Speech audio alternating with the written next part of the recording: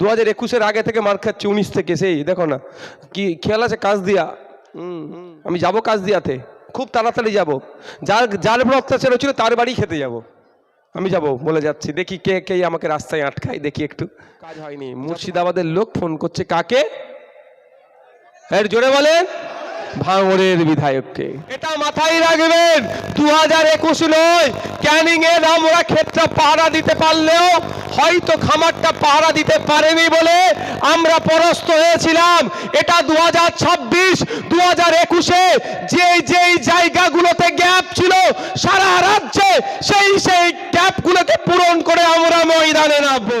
দেখুন 2021 সালে আপনারা স্রোতের বিপক্ষে গিয়েছিলেন তো ভাই, এখন গর্বের সাথে বলতে পারছেন তো যে আমরা ঠিক জায়গায় আছি? এটা আছেন তো? কারণ সারা রাজ্যের মানুষ দেখুন যেখানে অন্যায়, আজকে আস্তে আস্তে ফোন করেছিল মুম্বাই একটি ছেলেকে, মুর্শিদাবাদের একটি শ্রমিককে ছেনি আর হাতুড়ি দিয়ে মাথায় মেরে মেরে খুন করে দিয়েছে। ছবি টবি পাঠিয়েছি, চাইলে আপনি দেখাতে পারবেন, দেখা যাবে না, এত ভয়ঙ্করভাবে মেরে দিয়েছে। তো ওদের লোকাল এমপি এমএলএ সবাইকে বলে কিচ্ছু কাজ হয়নি। মুর্শিদাবাদের লোক ফোন করছে কাকে? এর জোরে বলেন, ভাঙড়ের বিধায়ককে। অগরপুর, পুরুলিয়া অগরপুর থেকে গত রাত্রে আমার কাছে ফোন আসলো। আপনারা খেয়াল আছে ওখানকার আদিবাসী দলিতদের উপরে অত্যাচার হয়েছিল, আমি পৌঁছে গিয়েছিলাম। যদি আমাকে 144-এর গল্প শুনিয়ে আটকে দিয়েছিল, কিন্তু সেখান থেকে গতকালকে ফোন এসেছে, ভাঙড়ের বিধায়ক বলছেন এর থেকে বড় পাওনার কি নেবেন আপনারা? আজকে সারা রাজ্যের মানুষ ভাঙড়কে ফলো করছে, ভাঙড় মডেলকে ফলো করছে। চারিদিক থেকে ডাক আসছে যে ভাইজান এখানে আসুন, এইবার এখান থেকেও পাস করাবো। শুধু আপনাদের খামচিহ্ন ভাঙড় থেকে যাবে না, এখান থেকেও যাবে। লড়াই করতে হবে। লড়াইয়ের মতো 10টা যদি আমরা 2021 সালে পাঠাতাম, মমতা ব্যানার্জির আমলে অসীম সরকার যেভাবে কোরআন শরীফকে নিয়ে বাজে মন্তব্য করেছে, এতক্ষণ অসীম সরকারকে যেই শাসকে থাকুক না কেন ধরে জেলের মধ্যে রাখতো। কিন্তু দুর্ভাগ্য, বিরোধী বিধায়ক মাত্র একজন আপনি, সেই জন্য আপনাদের উপরে এত অত্যাচার হয়ে যাওয়ার পরেও আমরা বিচার পাচ্ছি না। যে ভাইজান আমরা শপথ নিচ্ছি আগামী নির্বাচনে শুধু ভাঙড় থেকে খামচিহ্ন যাবে না, আমাদের বিধানসভা থেকেও আমরা খামচিহ্নকে পাঠাবো। ভাঙড় তো উদাহরণ তৈরি করেছে, ভাঙড় তো দৃষ্টান্ত তৈরি করেছে আছে সারা রাজ্যের মানুষ, জাত ধর্ম বর্ণ নির্বিশেষে। আপনারা দেখেছেন, আমি বারুইপাড়ার ওপর দিয়ে আসি, বারুইপাড়ায় সবজি ব্যবসায়ীদের দুরবস্থা কার শরণাপন্ন হয়েছে? কাকে বলেছে? ভাঙড়ের বিধায়ককে। জানে সেটা ভালো করে যে ভাঙড়ের বিধায়ক যদি এটাকে নিয়ে চর্চা করে একটা সুরাহা হবে। আর আমি আপনাদের বলছি এটা অবশ্যই আমি চর্চা করবো, ওনাদেরকে কথা দিয়েছি আমি রেলের হাওড়া ডিভিশনের কর্তাদের কাছে যে বসবো এই সমস্যাকে সুরাহা করার জন্য। তো আপনাদের বললার বক্তব্য এটাই যে আজকে আপনারা যে বীজ বপন করেছেন 2021 সালে, তার সেটা আজকে গাছে পরিণত হয়ে গিয়েছে। সারা রাজ্যের মানুষ আজকে আপনাদেরকে ফলো করছে। তবে একটা কথা, গাছ কষ্ট করে গাছকে আগলে ধরে রাখলেন, ফল তো আমরাই খাবো ভাই, ফল খেতে হবে তো নাকি? তাহলে কাগে কান নিয়ে চলে গিয়ে কাগের দিকে তাকানোর প্রয়োজন নাই, নিজের কানে হাত দিয়ে তাকান, কান আছে না নাই। এখন নওশাদ সিদ্দিকীর বিরুদ্ধে পাচ্ছে না, একটা আমার শব্দ নিয়ে ওরা আমার বিরোধিতা করতে পারছে না। আমি কেন মিথ্যে কথা বলবো ভাই? আমি কি পেটের জ্বালায় রাজনীতি করতে এসেছি নাকি, না রাজনীতি থেকে করে কামিয়ে খেতে এসেছি? যদি রাজনীতি থেকে করে কামিয়ে খেতে আসতাম এতক্ষণ আমি ভাঙড়ের আর সংযুক্ত মোর্চা খামচিহ্নের বিধায়ক থাকতাম না, ওদের হয়ে যেতাম, তাই না? কিন্তু আমি তো ওই ধান্দায় আসিনি, আমি মানুষকে উপকার করার জন্য এসেছি। মানুষ সুযোগ দিলে করব, না সুযোগ দিলেও মানুষের জন্য চিৎকার করব। তবে আশা করছি 2026 সালে শুধু ভাঙড় নয়, রাজ্যের মানুষ আমাদেরকে সুযোগ দেবে, আমি আশা করছি দেবে। আমাদের কি লক্ষ্য? আমরা কেন পার্টিতে এসেছি? আপনার বাচ্চাটা স্কুলে যাচ্ছে, স্কুলে গিয়ে শুধু মিড ডে মিলটা খাচ্ছে আর চলে আসছে, জিজ্ঞাসা করেছেন পড়াশোনা কেমন হচ্ছে কি হচ্ছে না? এটা শুধু ভাঙড়ের মানুষের জন্য বলছি না, রাজ্যের মানুষের জন্য বলছি।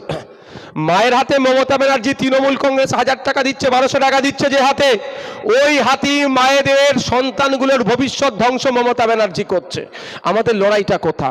আমাদের লড়াই হচ্ছে স্কুলে আপনি শিক্ষক দেন, আমাদের লড়াই স্কুলে চক দেন, ডাস্টার দেন, স্কুলে বাচ্চারা বসে টেবিল চেয়ার দেন, ওইগুলো স্কুলে দেবে না, তার বদলে কি করছে, খেলা মেলা করে হাজার হাজার কোটি টাকা উড়িয়ে দিচ্ছে।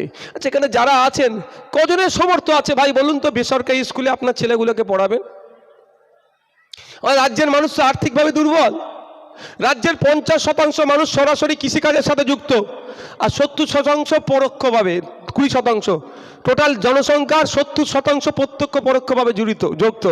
আর যারা সরাসরি কৃষিকাজে যুক্ত, মাস গেলে 8,000 টাকার নিচে ইনকাম, দুটো সন্তান আমি ধরছি। প্রাইভেট স্কুলে দিলে 2,000 টাকা মাসে খরচ আছে, দুই কত হলো? 4,000 টাকা যদি বাচ্চার পিছনেই পড়াতে চলে যান, খাবেন কি? সঞ্চয় করবেন কি?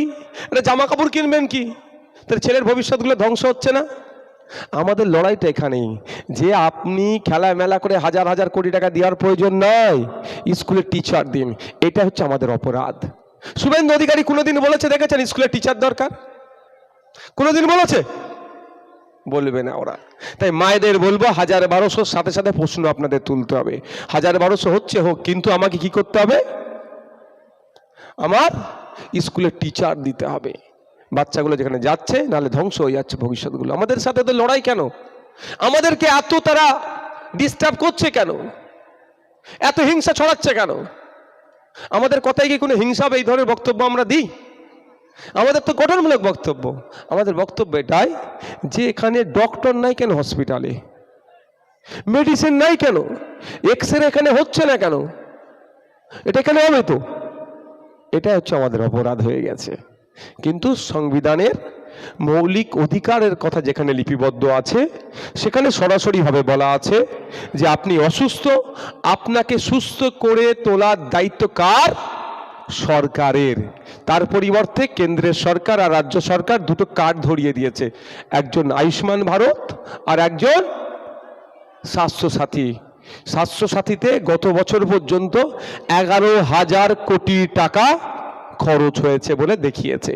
তো 11,000 কোটি টাকার মধ্যে পানি আর দুধ কতটা আপনারা বলুন তো একটু? হ্যাঁ, বলে দুধে পানি মিশাই, আর তৃণমূল পানিতে দুধ মিশাই। তাহলে বলুন 11,000 কোটি টাকা চলে গেল, আর ওর থেকে ফিরে আসার জায়গা নেই। ওই 11,000 কোটি টাকা দিয়ে পশ্চিমবাংলায় 11টা জেলায় 11টা এমস তৈরি করা যেত না? 11টা পিজি তৈরি করা যেত না? 11টা আরজিকর তৈরি করা যেত না? এটা ওদের সাথে আমাদের বিস্তর তফাৎ। এই যে আপনাদেরকে বলে দিচ্ছি, স্বাভাবিকভাবে আপনারা প্রশ্ন করবেন, একটা আরজিকর তৈরি হলে অন্তত 100 বছর তো পরিষেবা পাবো। এই 11,000 কোটি টাকা চলে গেলে এর থেকে আর কোনো পরিশেষ গণ চলে গেল, আর ফিরে আসার জায়গা নেই। কিন্তু ওই 11,000 কোটি টাকা দিয়ে 11টা যদি আরজিকর তৈরি করতাম আমরা 11টা জেলাতে, তাহলে আগামী যুগ যুগ ধরে এর থেকে আমরা পরিষেবা পেতাম। তাই তৃণমূলের সাথে আমাদের এখানেই পার্থক্য, এখানেই লড়াইটা কোথাও আপনাদের বুঝতে হবে। এই লড়াইয়ে পেরে উঠতে পারছে না, ওরা আমাদের সম্পর্কে মিথ্যাচার করছে দুটো বিষয়ে। একটা হচ্ছে যেখানে আইএসএফ ভোট দেবে, ভোট কেটে বিজেপির সুবিধা হবে। আমি আপনাদের বলি, আমি রাজ্যের বিভিন্ন জায়গায় গিয়ে বলি, আইএসএফ কে ভোট দিলে বিজেপির ভোট খেতে সুবিধা হবে না। মানুষ যদি আইএসএফ কে ভোট দেয়, দিকে দিকে ভাঙড় তৈরি হবে। ভাঙড়ের মানুষ আইএসএফ কে ভোট দিয়েছিল, ভাঙড় তৈরি হয়েছে, বিধায়ক তৈরি হয়েছে। তাই রাজ্যের মানুষ যদি ভোট দেয়, দিকে দিকে ভাঙড় তৈরি হবে। তারপরেও বলছি, এখানে চ্যালেঞ্জটা নয়, অন্য জায়গার জন্য আমি চ্যালেঞ্জ দিয়ে আসি। কি চ্যালেঞ্জ? একদিকে মমতা ব্যানার্জি সই করবেন, অপরদিকে আব্বাস ভাইজান সই করবে। তৃণমূলের প্রতিষ্ঠাতা মমতা ব্যানার্জি, আইএসএফ এর প্রতিষ্ঠাতা আব্বাস ভাইজান আমাদের।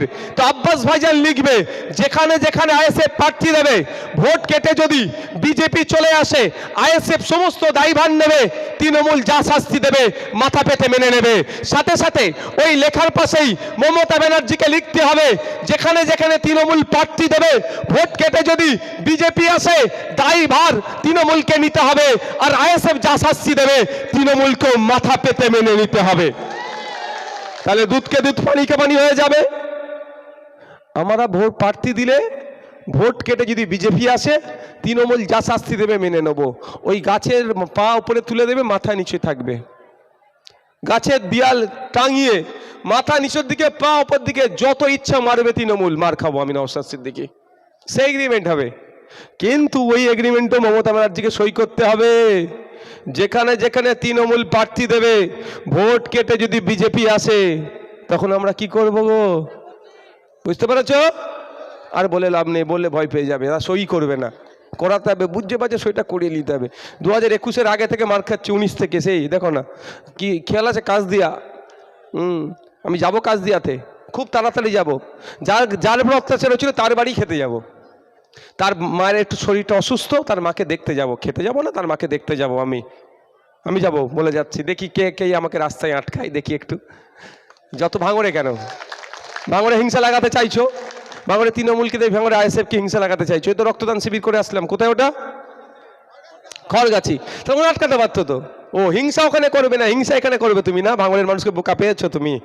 ভাঙড়ে তৃণমূল আইএসএফ এর মধ্যে কেন লড়াই করবে? এই রক্তদান শিবিরে আসতে গেলেও বাধার সম্মুখীন হতে হচ্ছে। এরা মানুষের রূপ নিয়ে কি সৃষ্টিকর্তাই ভালো জানে এদেরকে। আমার ডান সাইড থেকে একজন বলেছেন যে খেতে ফলাতে না পারলেও খামারে ফলিয়ে নেব। এই উত্তরটা আপনারা শুনবেন। আচ্ছা, আপনারা ভালো করে খেতে ফলাতে পারবেন কারা কারা? হাত তুলে দেখান। মায়েরা একটা হাত উঠবে, কিন্তু যারা খেতে ফলাতে পারবেন, খেতে হাতটা তুলে রাখুন। আপনারা ক্ষেতটাকে পাহারা দিতে পারবেন তো? ওই গরু, ছাগল, কুকুর, ভেড়া না ফসলটা নষ্ট করে দেয়, সেটা পাহারা দিতে পারবেন তো? আপনারা ক্ষেতটা পাহারা দেন, এটা মাথায় রাখবেন। 2021 নয়, ক্যানিং এর আমরা ক্ষেতটা পাহারা দিতে পারলেও হয়তো খামারটা পাহারা দিতে পারেনি বলে আমরা পরাস্ত হয়েছিলাম। এটা 2026, 2021-এ যেই জায়গাগুলোতে গ্যাপ ছিল সারা রাজ্যে, সেই গ্যাপগুলোকে পূরণ করে আমরা ময়দানে নামবো।